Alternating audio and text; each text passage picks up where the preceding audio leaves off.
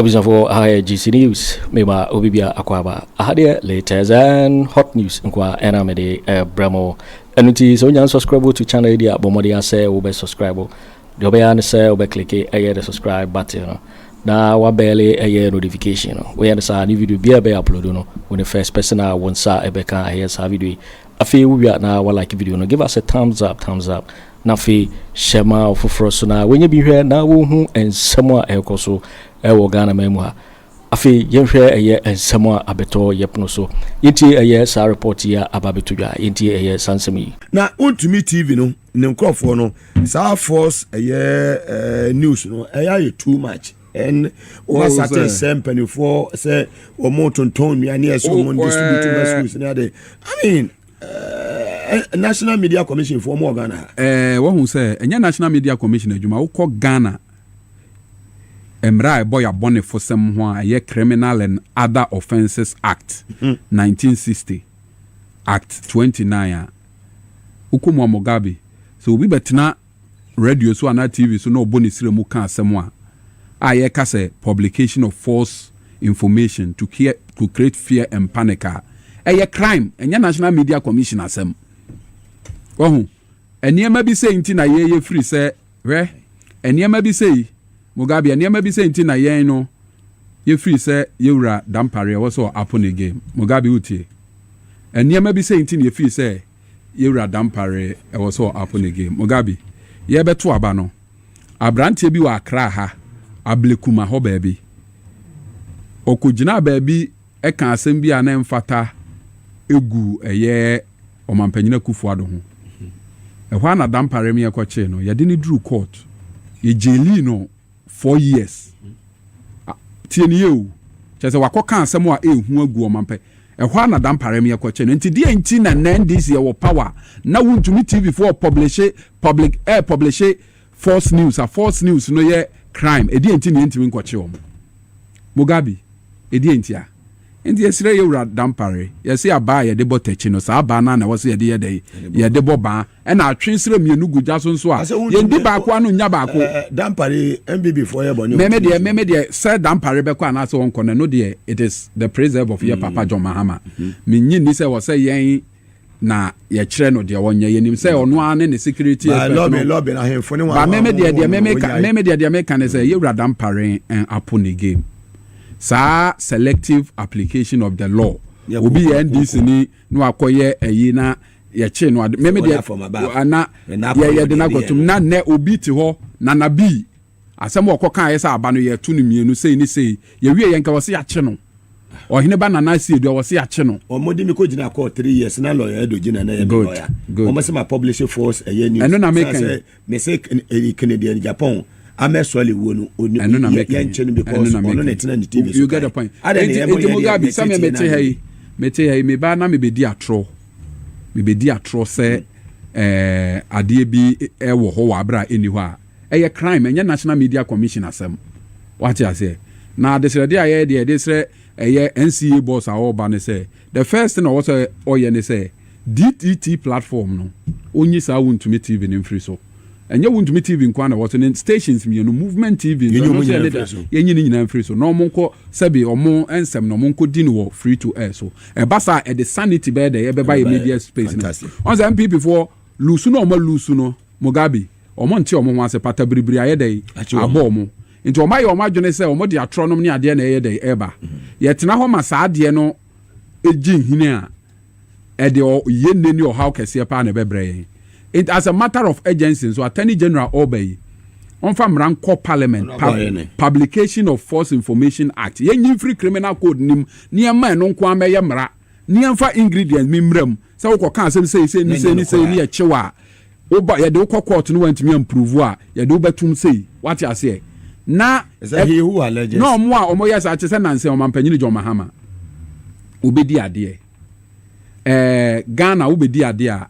O ma Japade bi e wo ho bia no a ye de ma obia no e wo se o me ye examination into last house o Mampanyini Mahama nye de enko ho se onim sa because ye sweeping ye de e wo ho e ho ne ye kwache se ye nya cameras mako 76 a ye de asie e wo last house a se ye anye sweeping and the bag ho a Omampanyin Mahama okwa wote wo ye adwuma no wo so wadan so na ne nan wadana ne nan ye den na Ghana armed forces ne wo unita omo hwe Ghana ye plane so Omampanyin Mahama afre omo say omo mekire ye the state of ye Ghana the fleet of aircraft say wo say airworthy ana enye airworthy say ye plane na ye wo no nipa tenamu ye ya na say enye de ye besi na omo mai na plane a yen certify yes etimi fa wiem na ya Omampanyin Mahama ko tenam na ko twa na say yade pa bi aboyan na ba say me besi me tu kwan me be kumase na me be du kumase na me peka yesu uye me nua mosini uwo bia ofa me ba ho Mugabe na ne nua na Omampanyin Mahama nya say obeye Omampanyin na oyusu eye Ibrahim Mahama ade a opposition ni nyina sometimes obekuma say no na odeba enti bibia nsesa na tena na otim no mine mo kaka preba enti mo ha on say what you say no nkoda kasa Akufo Addo agya na oho nyina no ye nim de woka ni magesi ye sweep car no ahwe se bibia ye pepepe na ni nua say owone car wo ho ni ontena mu a MPP for say akoto ka na sabia so sabia nya do say se wo pese sabi udi atro kra na atro no ya wudi afanyansa to ho anya se ba bonten a wan hwe ya sabi obi be ka se wo ye kwase a Ghana se ye beto ka I was a finance minister the kind estate wo ne budget mu sa afi we ye koto ka se sei Omampanyin Mahama ba the finance minister cry approve no na kampese wa ye dey wakoto wa certify se koto ka na wa ye dey yakoto ka kan ko what you say how many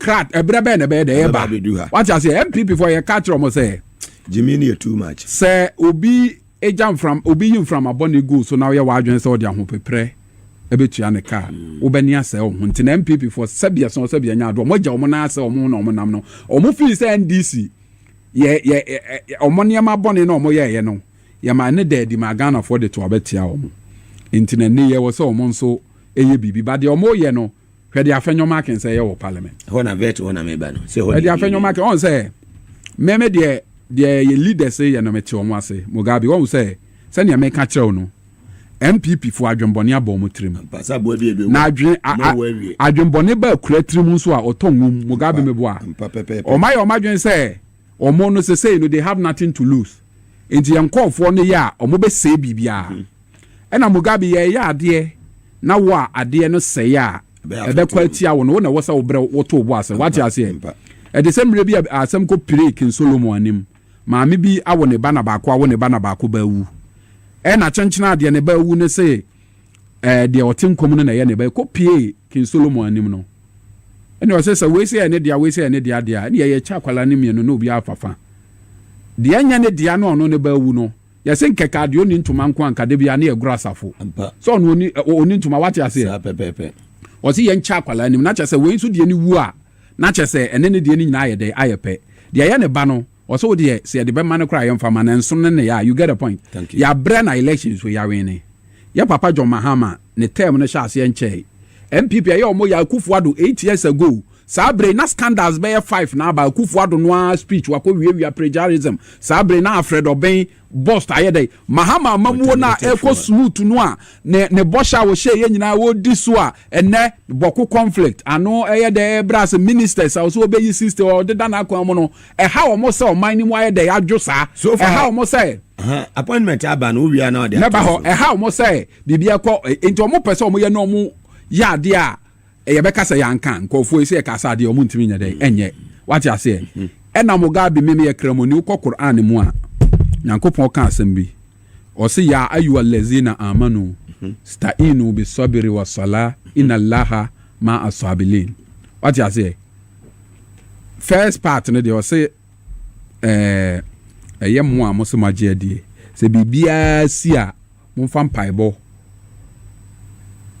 ensum frame na metie mo na me Nyankopon de ntia me ko tu Quranic verse Nyankopon so ono Mugabe o ka abotrefo ho inna allaha ma asabirin sanete nti ade bia wo ye bia no nya abotre ye dai ewie nkunimdie Mugabe wate ase na me Afenyo Markins no MPP no sabia nya ado enne ase MPP nim no yakoye se nyansafo ne animdefo asa na de bia me ka se ukokrom na banche asa Mugabe ene ye de nkamfo afrafufuo because nkamfo ye ni comba and abanchini one ye pen come for a kwan because general wadi onko for nim say do mo kokun no mo ya 137 and na wo say adwuma wonimu ntino wo koy onko for no yakokum mu be 50 e mo aba 88 me na wo kran kamedimiti besie full of himself me na wo kran kamedimiti be no Afenyo Markins say no si behave no enya normal wo de wo pa hwe say ne o ye ne ho ase ono kwa na kasa me pesa me kasa ase o ye special chat ase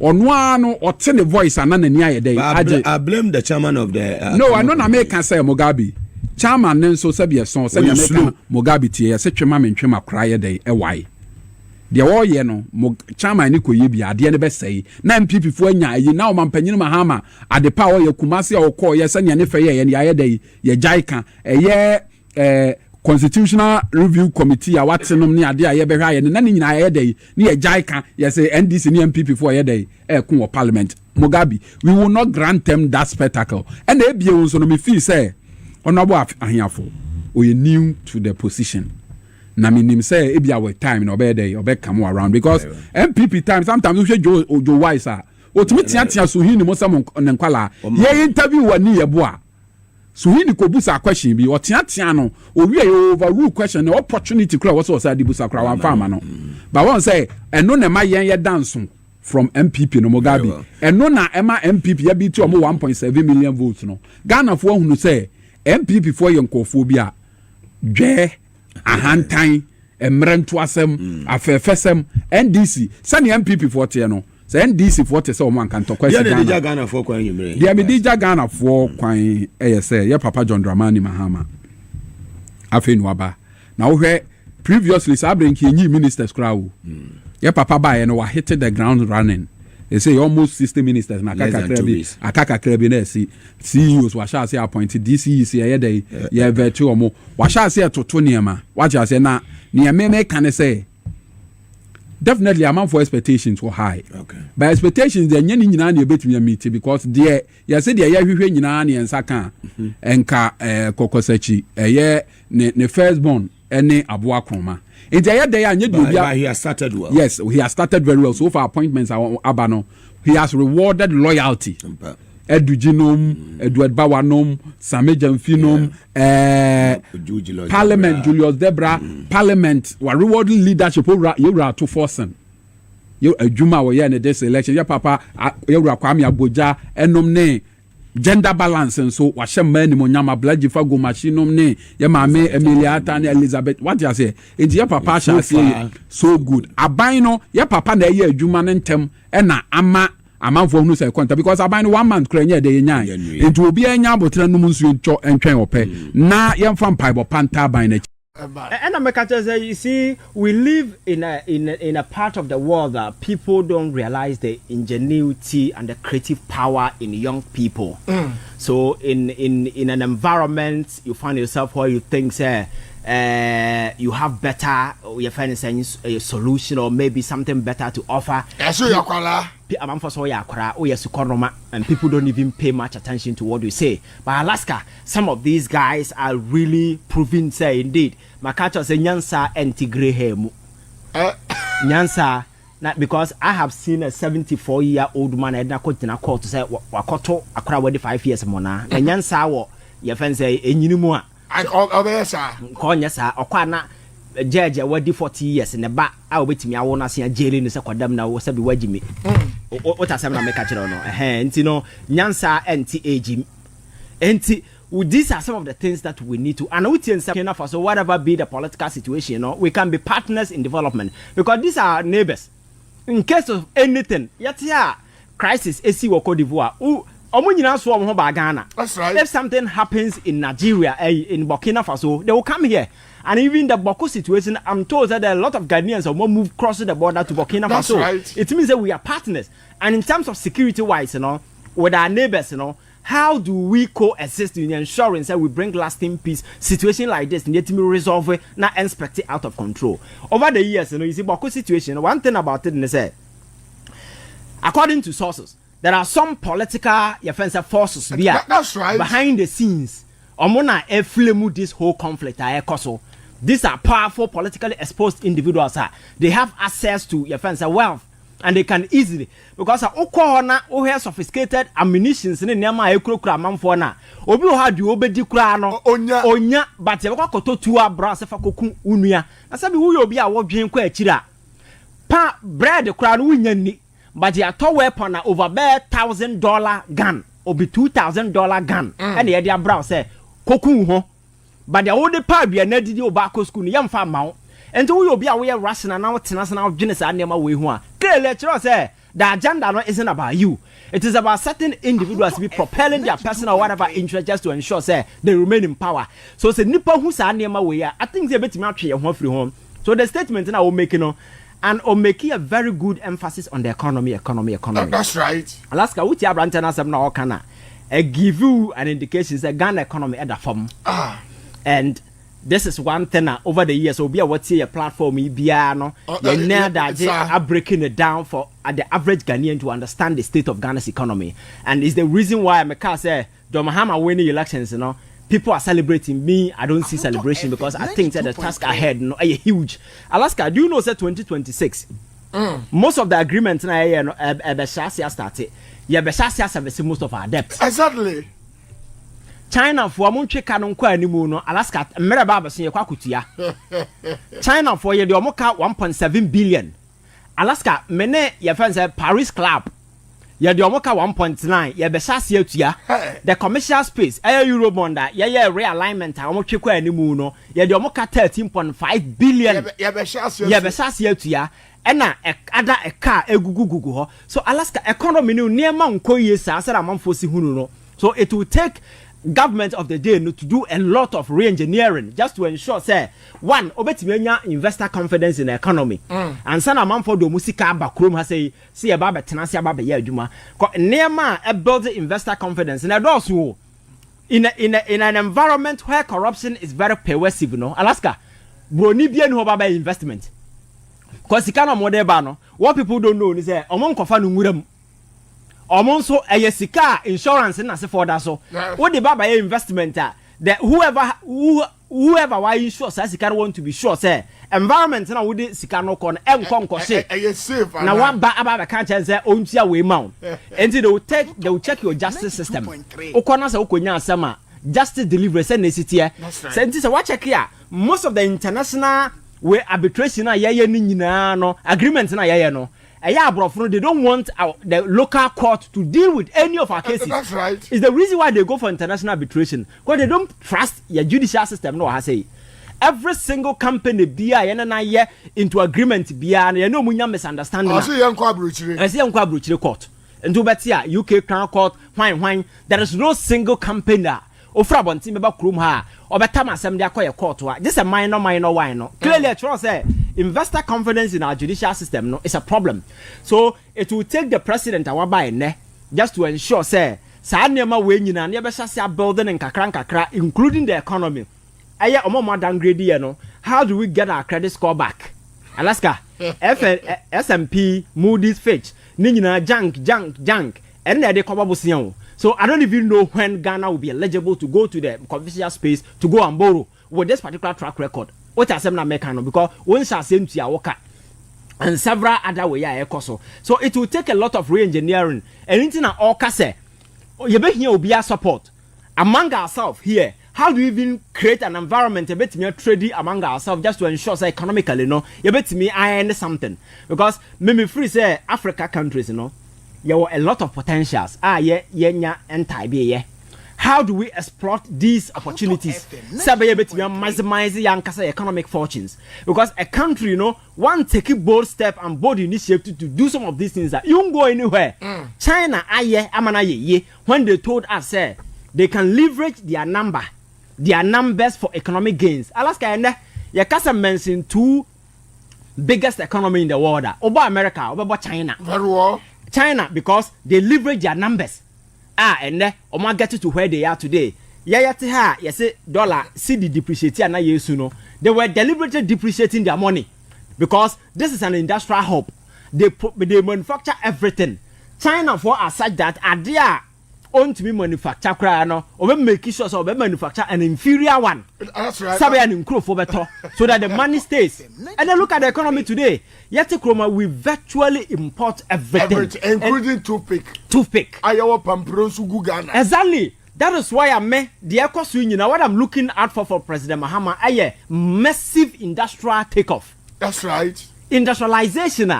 You better make sure say major things na yeah import to you na never say. And also abundance why one district one factory there. Factory no, yes. So also why the expectation is that exactly. So this is the time media we should go into agriculture.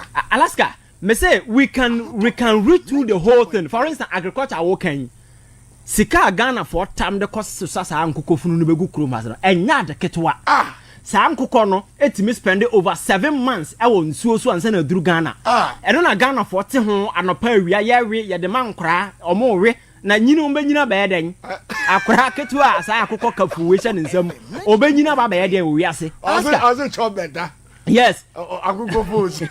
Alaska, we have poultry industry here. That's right. How do we make sure that they grow, support farmers, provide them with some of these moya cancer mean? Now you make sure that we create a viable market here. These are things our produce our mocha. In our neighboring countries, we can create a bilateral saying engagement, with our neighbors. So Ghana and Coco, we can go to Cote d'Ivoire and sell them. We can go to Burkina Faso and say for a month Alaska. Let's say you were then Operation Feed Yourself. Uko Kwamosu, you were state land. Yes. So we should go into agriculture. I told you the last time. Exactly. We need to go into a large scale state farms. Moving national service. That's right. Let's motivate some of them. Say national service. It's just 700 Ghana cedis. Those who are willing to go into agriculture, give them 1,000 Ghana cedis. That's right. So that it will be extra incentive for people to go into the agri sector, work for government, produce will stay in this country. Now when we have vast land in the north, military in Namor. Alaska.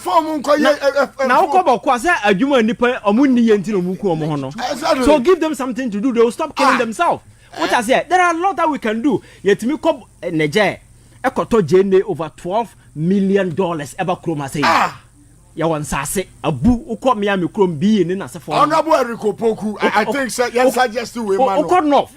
Alaska, we see any politics or any NDC MPP. They are now willing to do some of these things. The last time I catch about 24-hour economy. Now make 24-hour economy. On cash. It's about what you do within. Exactly. You got clock on the way you're then a child on 24. And then you the bay. The old bay 2.3. We are then clock no child on 24. Then I would be industrialization. Factories. Make sure that the last time I catch your tea tomato. Why they need tea tomato? Catch them. Why must we go to other countries and import tomato? Oko akomadan, kosi factory ni si ho. Oko your friend saying, two of them around who I know among for toast. That's right. Support them. Let them know that there is a factory here. We are among family money in Amra Hasei. You been turn it into finished good. Yeah, we are yenni. What a young farm carbon say ya and talk. That's right. Market ben opa winya. Alaska governance is not a big deal. Soldier for shampabwa. Police for shampabo chroma say. Your friend is saying shoe factory. With the omuni client crano, let them produce for the military, let them produce for a soldier from Penny 40 air Tom Paba from China. And Nimba Biani Ghana, but Nina China. Alaska. And Pabwa, yes, sir, yen to be produced. Sometimes because as I say, ya more, say, dear, you say, you know, sometimes you wonder, by any I agreed. Because Nipana or Kotabano. Ne say no the business no. That's right. Enti police from Pabwa, soldier from Pabwa, you betimi atena Kumasi aye, you betimi atena North aye. Because nema no mode ye no krom ha na efiri. Ivan, yenya nanado aban mo, ni yenya ministers bi wo ho deputy ministers. Now they were championing it made in Ghana rice. Yes. Could you believe the second term of Nanado, those ministers now they were championing you drop one because say you did Ghana rice, I bet then or sponsor a party no cra or mobile no business because so they were made to what sack those ministers. Yes. Send a masa ye sponsor na nado no about obey made in Ghana local rice. Na ye to me crack perfume rice in ma. Yes. So that was the problem. So some of these things, you know, you need a president how you're willing, now you're committed. Not and not just lip service and answer just for political expediency keke. Kwa the ano can is the easiest part to say, but to do it, and that is the thing. Alaska, your lands, your nema, your human resources. We have Ghana for Marantia Mario Mugu and Ramichamu American embassy. Nipo more sunlight. No, just say a man for free say going outside Ghana to go and live there. No, just say I take it to when you live in a country and people have that mindset. Say this is me too quite brutal and sana ye. You see, young people have this mindset. Because environment in your favorable. Exactly. That is why I'm saying say we can't blame any of those young people tooling out there because out there no any easy. Living in somebody's country is easy. So say why don't you create all these opportunities as for and it's not as if we can't do, we can. But just say we are greedy, we always want money, we want more. And how complex are they? And it's not as if say it has not been done before. That's right. Kwame Nkrumah tete cry as any nyansa anyone it me money Operation Feed Yourself. Kwame Nkrumah shoe factory. Alaska, car tie. Yeah, Nkrumah say. Nkrumah tab near Shisha Tata. Oh, your fans are bass. Near Shishabu Nkrumah say Akasanoma.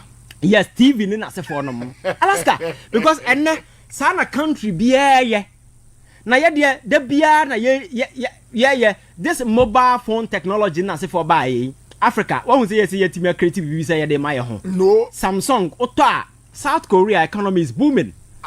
Apple, Otta, American economy is booming. Huawei, Otta, China. What are we doing? Africa. Some of these things we are not even thinking about going innovative because for in terms of this technology, African people we are into it. Look at man for motor expensive phone. Obeti Ghana the obedi kula now cry iPhone. Alaska, I think we need to do a lot just to ensure Niama kakra na ebetimi aye and make sure say yebe ma ye nkrofo nya adwuma ye. The last time I make catch military military nya say ye kwa war ba bia omo nenam yesa masa na barracks ubetimi salute from anapa kosi anwumere kwase adwuma nkwa na edibiri mo ye. Alas what military barracks ubetimi salute from anapa kosi anwumere kwase adwuma sa. When these people they have a lot of your friends saying talent mumu. That's right. And in barracks yes massa Alaska you will bridge you how betting these people are building. Rollins did say Alaska court na atamas besi for na enua na omudi cc ho from titio so ja phone see here see ho for about 30 years.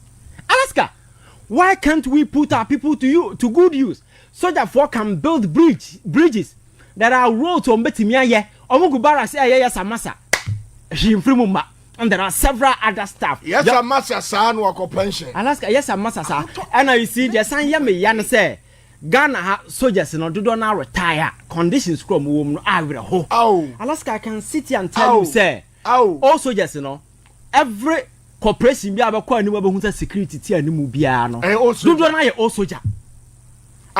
Kennedy Agyapong can't tell us we are soldier we are do what you mind. Alaska, their life is horrible because we don't treat them well. But these are people in common life from what they are to line. Oko America now who the line now kota they no muso soldier uniform. We no be a payagin and change and they are thanking you for your service because that's the respect people have for you for fighting to protect our country day and night. But how can we say the same thing? I think we have to advocate for their welfare. Alaska, they need to do that. They need to especially recruit for another I think we need to realign them and put them to good use because they have good talent. I say you saw na amanfo betimi asi adan ebirim betimi aya akwan na say extra income be kran about ka salary ho a nipa no be pension no na at least you will go and live in dignity. Not on na ebirim kodi watchman time.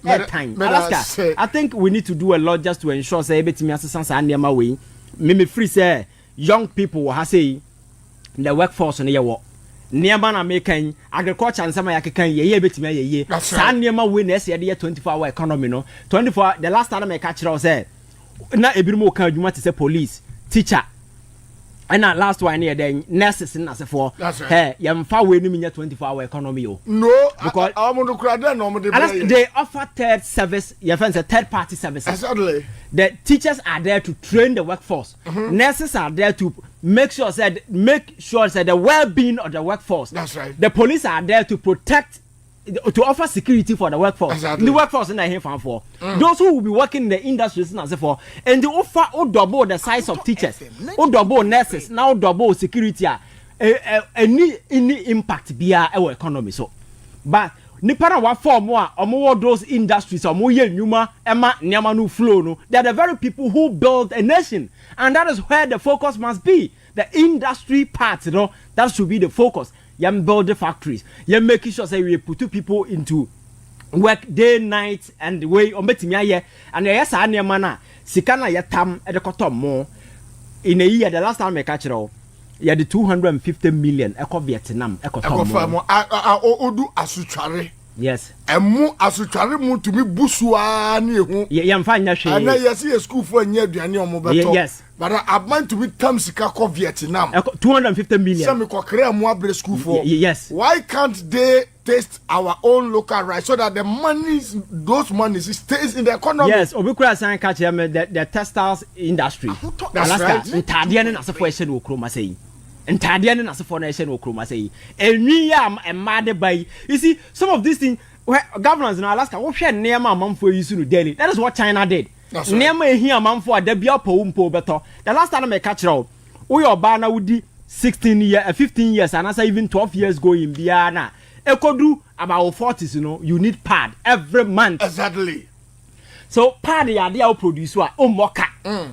So how do you make sure that you bring these factories? We many panya adwuma say government the best subsidize here. But Alaska this thing because obi na importo, I think political commitment will save us. And I hope say this new government will learn and listen. Na emeye say business as usual anobiem. Now I am fixing this particular country because this is the last opportunity we have to rebuild this country. You failure, trust me, we are done. Yo, waiting for winning and someone about better. Yep, so make out say so when you subscribe, yeah, but more I say over subscribe to channel. Now feel well, like the video, give us a thumbs up. Now feel share my offer for us. So now when you be here now, and someone else Ghana memoir. Also bet me otchere wadwin afaye some way nyina ho comment box ni mu mobati minkabium in my next video. Thanks for watching. Like and share the video. You can also drop your comment. Please don't forget to subscribe. Click on the bell to turn on the notification.